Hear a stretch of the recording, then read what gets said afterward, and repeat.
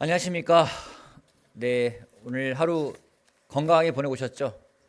네, 좀 지칠 수 있는 시간이기도 한 것 같은데 좀 격려하면서 옆에 사람도 격려하면서 좀 힘차게 우리 예배를 같이 드렸으면 좋겠다는 생각이 들거든요. 옆에 사람에게 여러분 잠깐 시간 드릴 테니까 좀 격려하고 오늘 하루 수고하셨다고 많이 좀 힘을 실어주시기 바랍니다. 네.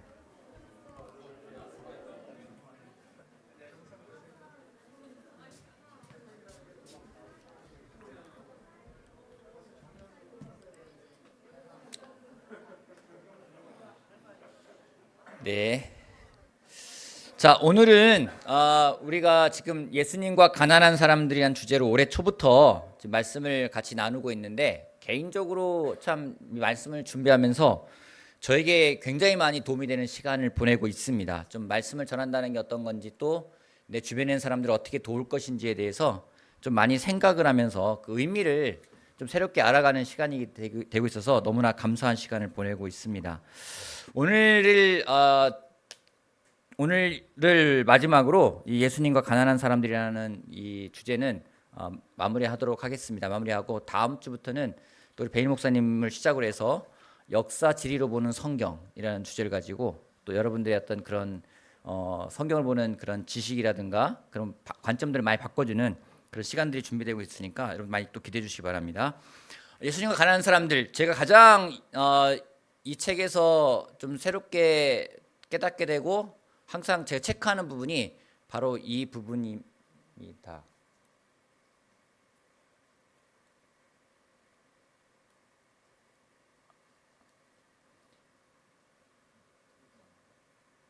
이게 운이 네.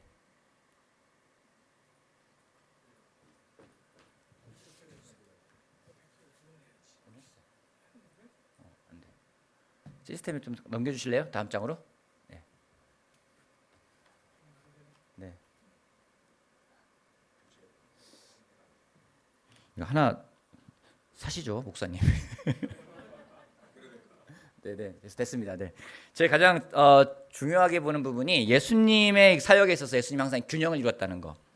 이걸 통해서 항상 여러분들 좀 돌아보셨으면 좋겠습니다. 내가 지금 말씀을 선포하는 부분과 또 사람들을 훈련하는 부분들과 또 아울러서 또 사람들을 돕고 있는 부분들이 어떻게 진행되고 있는지 좀 항상 기억하고 점검한다면은 좀 건강한 그런 영성을 또 영적인 그런 상태를 가져가지 않을까 생각을 하게 됩니다.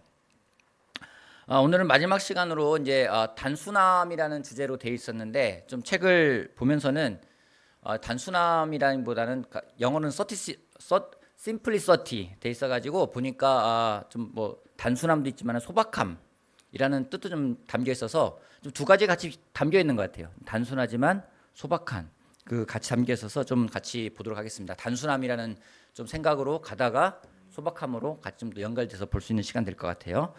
질문하겠습니다. 여러분은 단순하십니까? 단순하다라는 게 뭐 아무 생각 없는 거 아니잖아요. 그죠? 단순하다. 단순하고 싶습니까? 예. 성경에 보면은 이런 말씀이 있습니다. 전도서 7장 29절에 그렇다.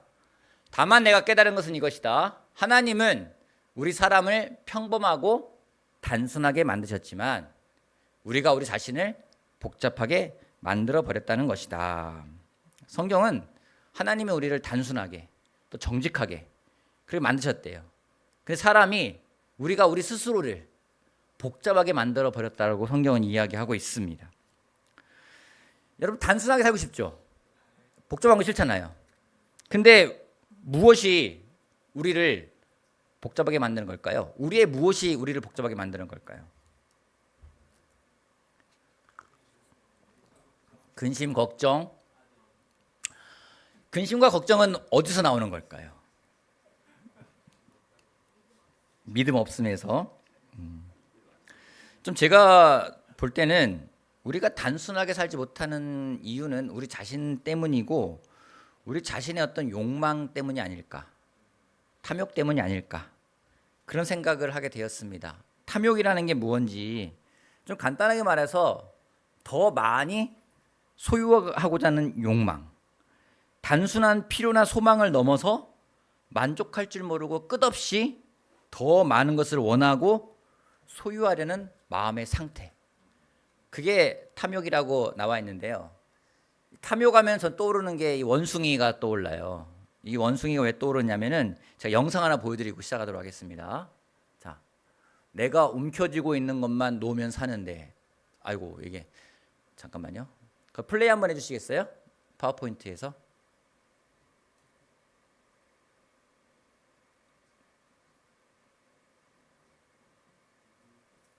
다시요. 안 나오겠어요. 파워포인트에서 플레이 해야 되는데.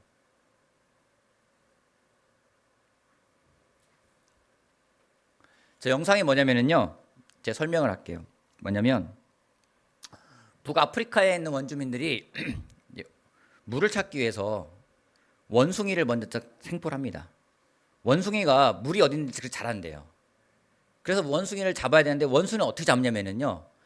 이런 모래 아니 이런 큰 그런 어떤 뭐 흙이나 이런 데다가 원숭이 손이 들어갈 만한 구멍을 하나 파요. 구멍을 하나 파고 그 안에다가 원숭이가 좋아할 만한 씨앗 같은 것들을 담아 놓습니다. 그럼 원숭이는 사람이 간 다음에 호기심에 저기 뭘 놓고 갔나 싶어서 거기 가요. 가서 거기에 있는 씨앗을 움켜쥡니다. 움켜쥐고 빼려는데 안 빠지잖아요. 그때 사람이 딱 나타나요. 사람 나타나면 원숭이는 어떻게 할까요? 도망갈까요? 아니에요. 이거를 쥐고 있으면서 계속 난리를 치는 거예요. 결국 잡혀요. 그 영상인데 영상을 좀 보여주면 좋겠는데 보여줄 수 있을까요?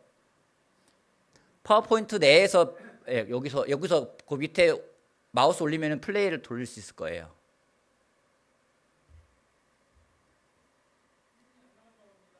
화면이 안 나가요? 예. 예, 아쉽네요. 보면은 좀 돌 때 아마 나중에 여러분 유튜브 가셔가지고 원숭이 잡는 법 치면은 영상 뜨는 게 있을 겁니다. 예. 그런데 좀 제가 그 영상을 보면서 무슨 생각 드냐면요. 내가 원숭이처럼 생각 들 때가 있어요. 놓으면은 사는데 못 놓고 계속 붙잡고서는 막 소리 지르고 난리가 아니에요, 원숭이가. 그래서 놓으면 사는데. 그래서 저희가 저기 있는 게 내가 움켜쥐고 있는 것을 놓으면 사는데라는 제목으로 영상이 만들어진 게 있어요. 탐욕이라는 것이 그렇다 생각을 하게 됩니다. 채워진 것으로 만족하지 못하고 더 많은 걸 원하는 거죠. 예수님은 이 탐욕에 대해서 굉장히 강하게 경계하라고 말씀을 하셨습니다. 그 부분이 누가복음 12장 13절부터 15절에 나오는 말씀인데요. 제가 읽어보겠습니다. 무리 가운데 어떤 사람이 예수께 말하였다. 선생님, 내 형제에게 명해서 유산을 나와 나누라고 해주십시오. 예수께서 그에게 말씀하셨다. 이 사람아, 누가 나를 너희의 재판관이나 분배인으로 세웠느냐? 그리고 사람들에게 말씀하셨다. 너희는 조심하여라. 온갖 탐욕을 멀리하여라. 재산이 차고 넘치더라도 사람의 생명은 거기에 달려있지 않다. 예수님에게 한 사람이 다가옵니다. 다가와서 하는 말이, 선생님, 재산 상속에 대해서 좀 선생님이 도와주십시오라고 이야기를 하는 거예요. 뭔가 문제가 있는 거죠. 책에 보니 그런 말이 있다고 합니다. 상속이 발생하면 99%의 사람이 늑대가 된다라는 말이 있다고 합니다. 가족 구성원들 가운데 이 상속을 놓고 다투는 경우는 우리가 정말 많이 듣게 되고 또 보게 되는 것 같습니다. 특별히 기원전 18세기에 만들어진 함부라비 법전에 보면은요, 그 항목 가운데 상속에 대한 항목이 있다라고 해요. 그 얘기는 뭔지, 그 기원전 18세기면 뭐 가진 게 얼마나 많겠습니까? 그럼에도 불구하고 상속이라는 것은 예나 지금이나 사람들에게 있어서 굉장히 첨예한 그런 다툼이 많은 그런 일이 아닌가 생각을 하게 됩니다. 예수님 시대에 1세기 때 랍비들은 이런 상속 문제에 개입해서 해결해 주는 게 일반적이었다고 합니다. 그러게 이 사람이 예수님이 랍비라 생각해서 예수님에게 와가지고 내 형제에게 명해서 유산을 나누어 주십시오. 이 문제에 대해서 좀 결론을 내달라 부탁을 하러 온 것입니다. 근데 예수님 어떻게 말합니까? 예수님 거부하세요. 그러면서 이 문제의 핵심이 무엇인지를 말씀해 주고 계신 거예요. 여러분, 문제의 핵심이 뭐예요? 공평한 겁니까? 평등한 겁니까? 어느 게 정의로우냐? 그 얘기가 아니에요. 결국에는 이 문제의 핵심은 탐욕이라는 겁니다.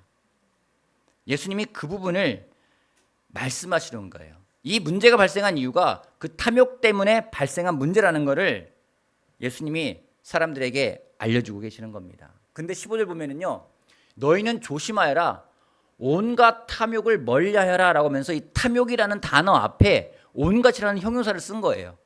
그게 먼저 탐욕이 한 가지가 아니라는 겁니다. 그러니까 재물적인 탐욕만이 탐욕이 아니라는 거예요. 어떤 탐욕들이 있을까요? 여러분이 내가 더 원하는 게 있죠. 뭘 원하십니까? 어떤 사람은 잠에 대한 탐욕, 더 자고 싶고. 어떤 사람은 먹는 거, 더 먹고 싶고. 또 뭐가 있을까요? 더 원하는 것들. 명예에 대해서도 그렇고요. 권력에 대해서 그렇고요. 삶의 전반적인 삶에 걸쳐서 이 탐욕이라는 것은 항상 우리를 노리고 있다라는 겁니다. 탐욕은 쌓아두기만 하고 나누기를 거부하는 것 또한 탐욕입니다. 그래서 예수님은 이 말씀 뒤에 어떤 말씀 하시는지, 곡간을 더 크게 짓고서는 내가 곡식을 더 쌓아둘 그 부자에 대해서 예수님은 그 행동이 지혜로운 게 아니라 그 행동이 어리석다고 이야기를 하고 있습니다. 영어에 보면은요, 호더라는 단어가 있더라고요. 호더. 아무런 가치가 없고 필요 없는 물건을 감당하지 못할 정도로 쌓아두는 저장 강박증을 가진 사람을 일컫는 말이라고 합니다. 물건을 쌓아두는 사람들 있잖아요. 집에 가면은 쓸모가 있건 없건 막 쌓아두는 사람 있잖아요. 언젠가 쓸지 몰라서 쌓아두는 사람이 있는지 모르겠어요. 이 호더라는 얘기의 대표적인 사람이 누구냐면은요, 이 호모와 랭글리라는 형제 이야기가 있습니다. 아시는 분인지 모르겠어요. 이 호모와 랭글리라는 사람인데, 오른쪽이 호모 보이는데, 여러분들 보실 때 오른쪽이 호모, 왼쪽이 랭글리입니다. 랭글리가 형, 호모가 동생입니다. 1947년 3월 21일 경찰에 익명의 전화가 걸려왔습니다.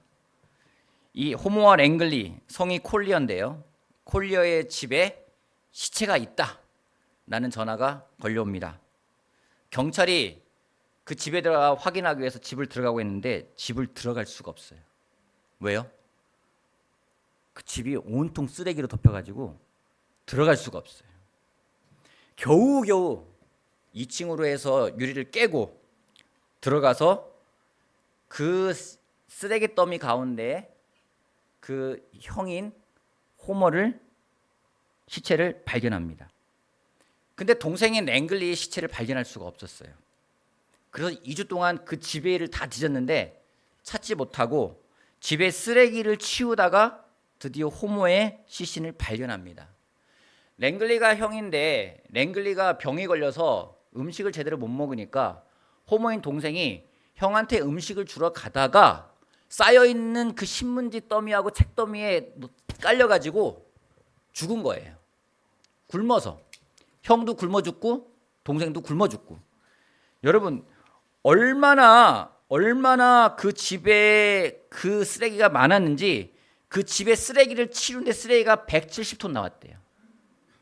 사진을 보여드릴게요. 이렇습니다. 어마어마한 쓰레기.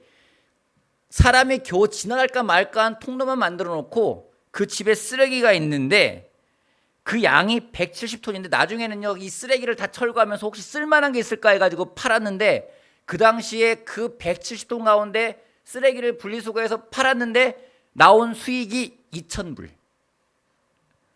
얼마죠? 우리나라 돈은 한 260만 원? 그거밖에 안 되는 거예요.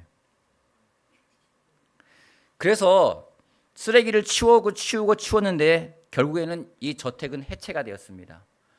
이 집이요, 작은 집이 아니에요. 4층짜리 집이에요. 형제가 사는 거예요. 이 철거를 한다고 하니까 그 동네에 뭐 외국에서 사람들이 다 와서 구경하는 거예요. 들어갈 수가 없어요. 물건이 너무 많이 쌓여가지고 제가 그거를 사진으로 다시 보고 영상으로도 보고 했는데, 각 골목마다 이렇게 들어가는데 다 부비출입이 있어요. 무너지게 돼 있어요. 못 들어오게끔. 사람 못 들어오게끔. 자기 거의 걸려 넘어져가지고 굶어 죽은 거예요. 쓰레기가 그냥 쌓여있는 게 아니라, 여러분 여기에 이 예배당에 한번 생각해 보세요. 그냥 쓰레기 쌓이는 게 아니라 막 책이며 거기에 뭐만 나오는지 아십니까? 뭐 자동차에 본네트 나오고요, 뭐 오르간 나오고요, 별 이상한 게 다 나오는 거예요. 모든 것들이, 책도 쌓여 있고 아주 상상을 초월할 정도의 그런 쓰레기들이 나왔다고 합니다. 이 형제들이 그것들을 하나씩 모으고 버리지 않고 모으고 병이 걸린 거죠. 결과는 뭔지 처참하게 그 쓰레기 더미에 깔려서 죽는 그런 일이 벌어지는 겁니다. 탐욕이 가져온 비참한 결과라고 볼 수가 있습니다. 여러분, 예수님은 우리가 저축하거나 자산을 늘려가는 것을 반대하실까요? 어떻습니까? 예수님은 우리가 자산이 늘어가면 예수님이 안 돼 그러실 것 같으세요? 여러분 저축하고 있는 거 보면 예수님이 안 돼 그러실 것 같아요? 성경에 이런 말씀이 있습니다. 너희는 자기를 위하여 보물을 땅에다가 쌓아두지 말아라. 땅에서 조미 먹고 녹이 싫어서 망가지며 도둑들이 뚫고 들어와서 훔쳐간다. 그러므로 너희를 위하여 보물을 하늘에 쌓아두어라. 거기에는 조미 먹고 녹이 슬어 망가지는 일이 없고 도둑들이 뚫고 들어와서 훔쳐가지도 못한다. 예수님은요, 보물 쌓는 것을 반대하지 않으셨어요. 예수님은 저축하는 거, 미래를 준비하는 것에 대해서 반대하지 않았습니다. 우리가 오히려 해야 된다고 성경은 이야기하고 있습니다. 단 자신만을 위하여 이기적으로 쌓아가는 것들에 대해서는 예수님은 반대를 하셨어요. 조미 먹는데요, 도둑이 든대요. 그 이유가 나를 위해서 저축하고 하나님을 중요하게 여기지 않는 거에 대해서 경고하신 말씀이신 겁니다. 우리는요, 하나님께서 우리를 주신 것 가운데 하나님께 드릴 부분들은 드리고 남은 부분들을 굉장히 지혜롭게 사용해야 됩니다. 우리가 우리의 물건을, 우리의 재산을 분명 소유할 수 있지만 그 물건이나 재물이 우리를 지배해서는 안 된다는 겁니다. 재물을 소유하는 건 아무런 문제가 되지 않습니다. 재물은 하나님을 섬기는 데 사용할 수가 있습니다. 돈은 아무 잘못이 없어요. 단지 돈을 사랑하는 것이 잘못입니다. 우리가 정말 우리가 재물을 섬기는 사람이 돼버리고 그게 우리를 지배한다면은 우리 삶 가운데서는요, 하나님이 계실 자리가 점점 없어진다라는 겁니다. 우리가 탐욕을 멀리해야 되는 이유가 거기에 있는 거예요. 디모데전서 6장 17절 19절에 이런 말씀이 있습니다.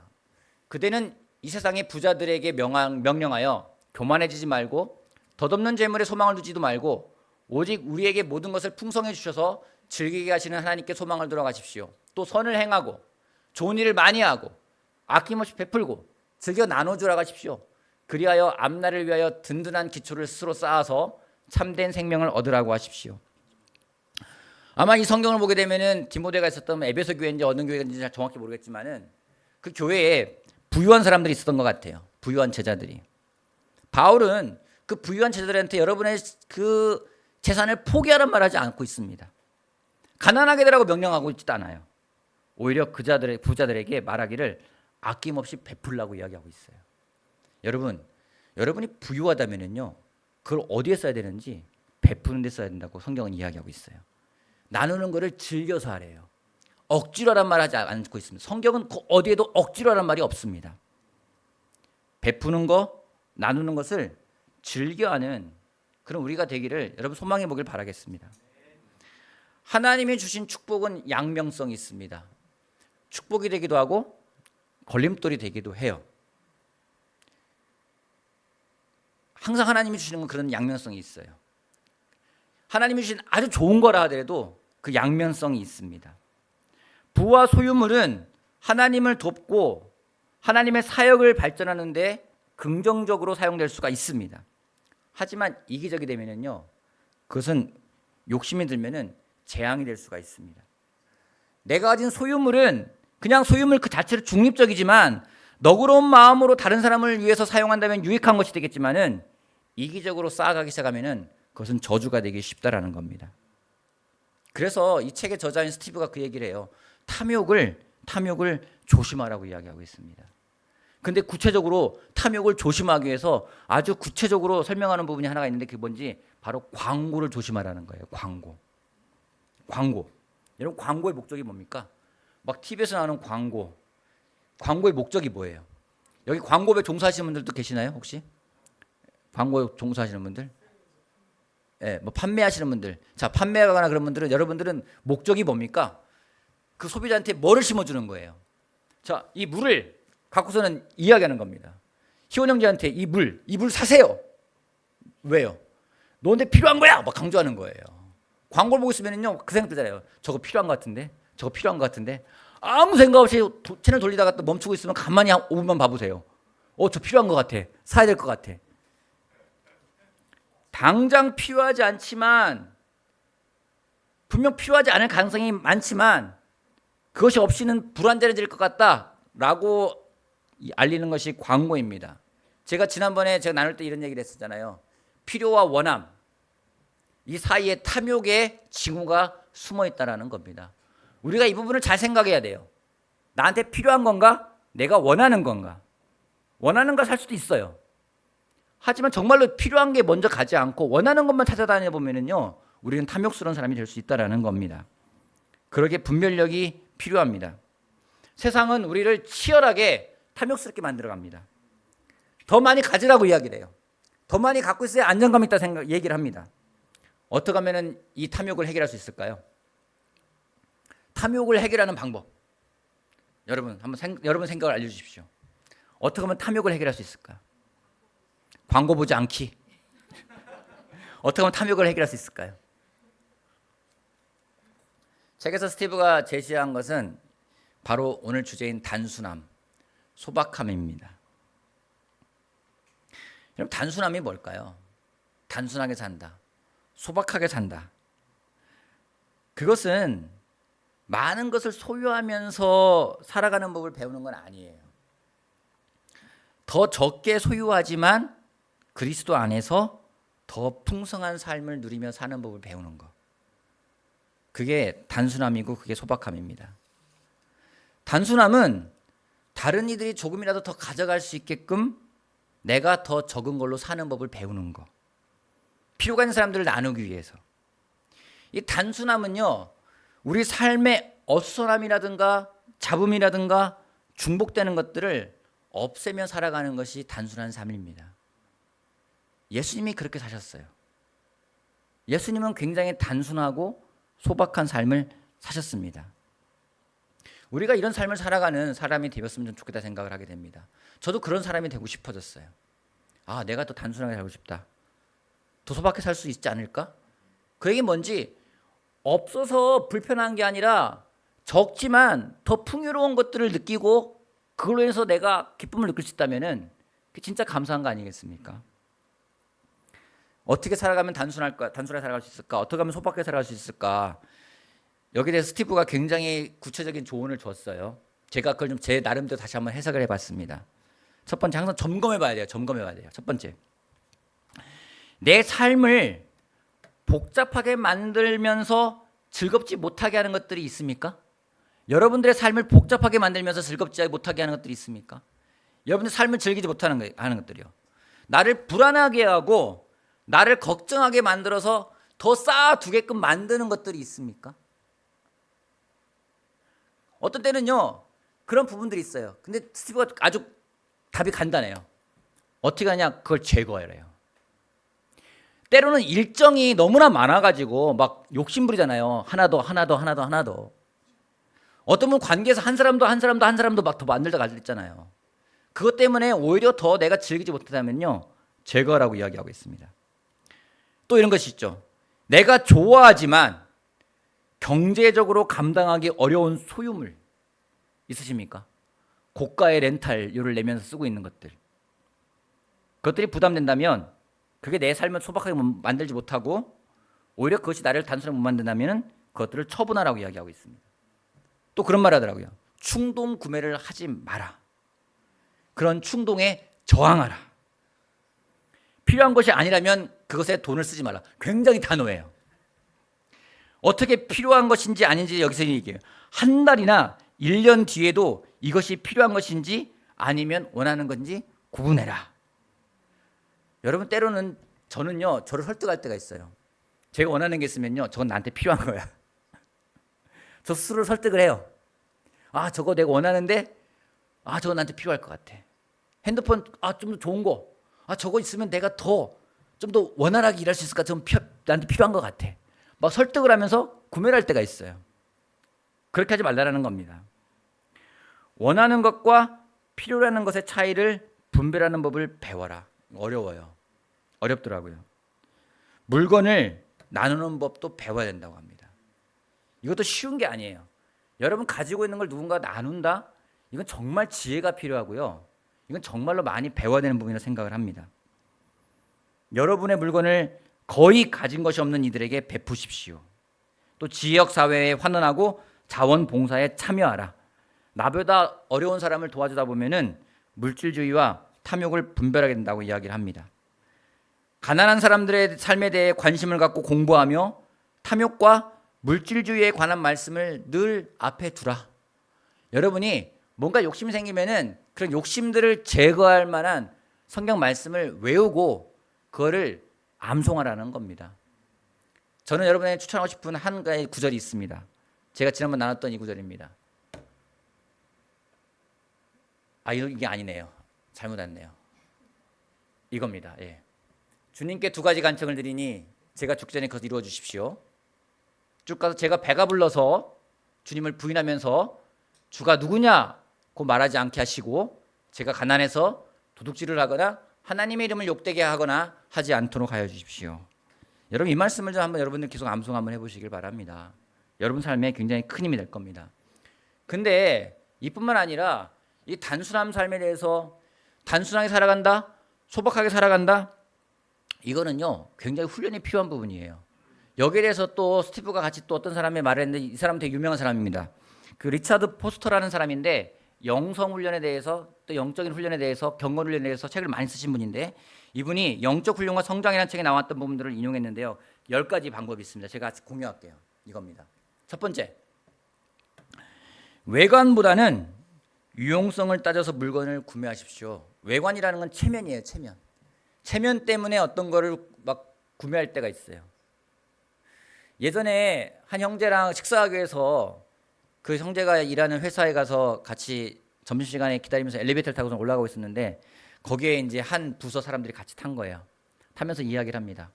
부장님이 있었고 밑에 이제 사원들이 있었어요. 근데 차 얘기, 자동차 이야기. 한 사원이 그럽니다. 부장님 이번에 차 바꾸신다면서요? 그러니까 바꾸려고 그래. 그러니까 부장님 정도면 이 정도 차는 타야 될 것 같은데요. 막 이야기를 하는 거예요. 그러니까 부장님이니까 그런 것 같아요. 이렇게 말씀하시는 거예요. 여러분 뭐 제가 차를 비하하는 건 아니지만은 현대자동차에 캐스퍼를 사러 갔다가 제네시스 끌고 나올 수 있습니다. 그게 뭔지 아십니까? 좀 더 괜찮아. 요거 좀 더 괜찮은 것 같아. 아반떼로 갔다가 소나타로 갔다가 그랜저로 갔다가 그래 제네시스로 할 수 있어요. 어떤 부분 우리가 체면이나 어떤 부분 외모가 아니라 우리의 정말 유용성, 실용적인 부분들을 따져보는 것은 중요합니다. 당신에게 중독을 일으키는 것들을 거부하라고 이야기를 합니다. 나누는 습관을 기르십시오. 물건을 쌓아두지 마십시오. 나누는 것이 삶이 되는 사람들이 있고요. 쌓아두는 것이 삶이 되는 사람들도 있습니다. 판매자의 선전에 현혹되지 마십시오. 광고를 말하는 겁니다. 판매자들의 선전에 현혹되지 마십시오. 물질을 소유하지 않고 즐기는 법을 배우십시오. 요즘 시대에 정말 필요한 것 같아요. 특별히 아이들한테 정말 필요한 것 같습니다. 물질이 없지만 소유하는 것. 그 방법 중에 한 가지가 6번째라 생각을 하는데 창조물을 깊이 있게 감상하는 방법을 익히십시오. 여러분 개인적으로 감사한 거는 가끔 산에 가거나 바다를 가거나 자연을 보면은 너무 기분이 좋아요. 그냥 보고 있으면은 너무 감사해요. 조금 알게 되는 것 같아요.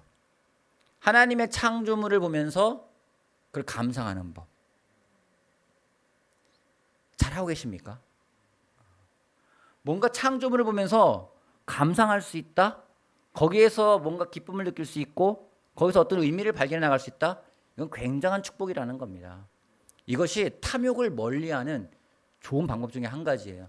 산에 등산하면서 처음에는 사람들 입은 옷들 보면서 저거는 뭐고 신발은 뭐고 막 볼 때 있잖아요. 올라가다가 보면은요 이제는 산에 딱 그 감상에 젖으면은요 그 아무것도 안 보여요. 모든 게 너무나 아름다운 거예요. 그래서 하나님이 만든 것들을 감상하는 법. 전 이 부분은 여러분에게 강조하고 싶습니다.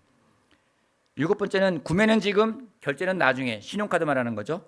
여기에 대해 건전한 회의론을 가지십시오라고 이야기하고 있습니다. 꾸밈없이 정직하라는 예수님의 가르침에 순종하십시오. 9번째, 남을 억압하는 것은 무엇이든지 거부하십시오. 10번째, 먼저 하나님의 나라와 의를 구하는 데 방해가 되는 모든 것을 멀리하십시오. 우리는 너무나 자주 행복을 물질적인 관점에서 바라보는 경우가 참 많습니다. 차는 뭐를 탄대? 옷은 뭐를 입는데? 집은 어디에 살고 몇 평짜리 집을 살고 있대? 교육은 얼마나 받았대? 이런 물질적인 관점에서 행복이라는 걸 추구할 때가 참 많이 있는 세상입니다. 하지만 물건이라는 건요, 축적할수록 그 물건을 유지하고 관리하기 위해서 더 많은 시간이 들어가고 애를 써야 한다는 사실을 여러분 기억하시길 바랍니다. 저는 가져본 게 없어서 모르겠는데요, 여러분 잘하고 계신 거예요. 근데 정말 많으면 많을수록요, 뭔가 관리하고 그걸 애쓰는데 시간과 에너지가 정말 많이 들어갑니다. 물건이 쌓이기 시작하면요, 물건이 우리 삶을 지배하기 시작을 해요. 제 방만 해도 개인적으로 그래요. 안 치우고 책 쌓아놓기 시작하면 나중에는요, 그게 저를 지배하더라고요. 근데 좀만 치우고 나누고 하면은요, 그런 것들이 저를 지배하지 않는 걸 많이 보게 됩니다. 점점점 쌓아가면은 쌓아갈수록 시간이 지나감에 따라 우리의 삶은 물건으로 가득 찹니다. 원하지 않아도 그냥 호도가 되어 가는 경우가 있어요. 여러분, 저도요, 분명 시작할 때, 저랑 아내랑 시작할 때는 저희 집에 항상 오면 사람들이 그런 얘기 했었어요. 너희 집은 콘도 같아. 네. 왜요? 콘도에 가면 뭐가 있습니까? 없죠. 없어요. 소파하고 그냥 식탁 하나 있고 없어요. 그래서 저희 집에 오면 사람들이 했어요. 콘도 같아. 지금 가면은 콘도 같지가 않아요. 뭐가 많아요. 점점 많이 늘어났어요.